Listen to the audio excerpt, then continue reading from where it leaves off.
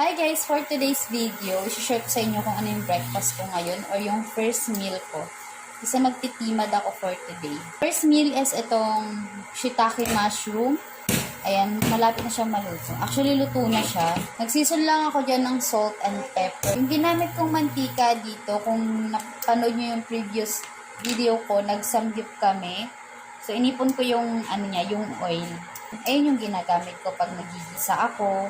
Sa paglo-low carb, pwede nyong gamitin yung mantika ng taba ng baboy.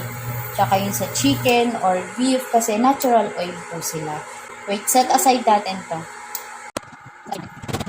Meron ako ditong 3 eggs. Nagseason lang ako dyan ng konting Himalayan salt kasi malasa yung, yung mushroom. Then mag-a-add pa ako dyan ng parsley, dried parsley. Para nakakagana kasing kainin kapag ang ganda ng presentation ng food, diba? Ayan, okay na yan insan kasi na-mekos-mekos mo na yan insan. Para mas sumarap yung egg ninyo. Kung nagsasawa na kayo, charot. Sa low carb kasi egg is life. So kung nagsasawa na kayo sa egg nyo, syempre elevate natin yan, diba?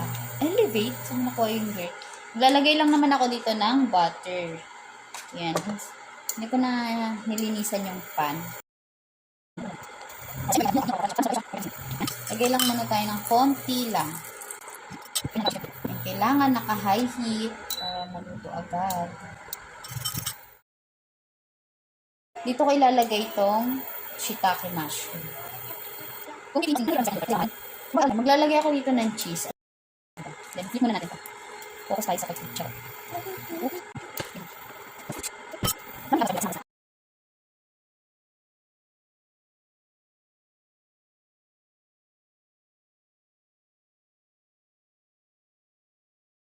Kita nyo yan guys, sobrang sarap niya. OMG.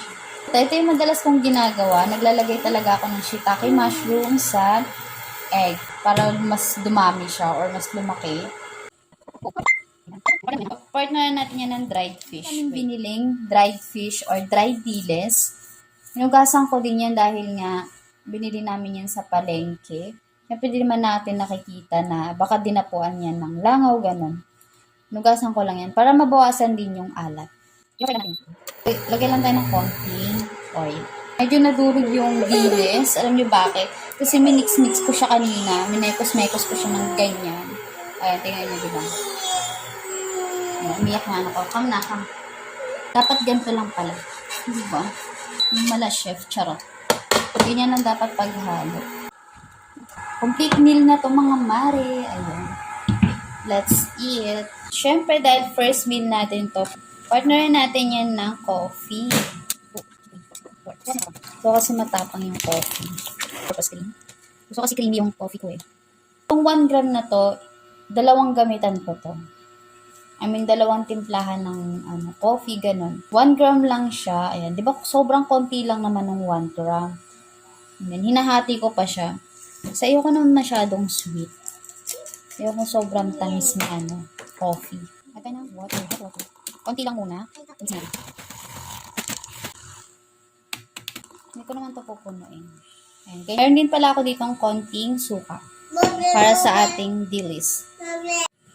Grabe, ang sarap nitong I'm gonna show with you guys. OMG, diba? Ang creamy. Try nyo ito, may mushroom. Ang sarap talaga niya. Alam yung pagkakaluto ko ng dilis kasi hindi siya sobrang alat.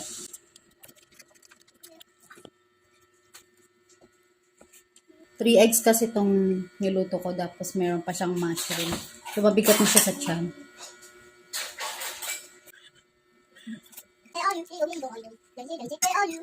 Yun lang. Bye.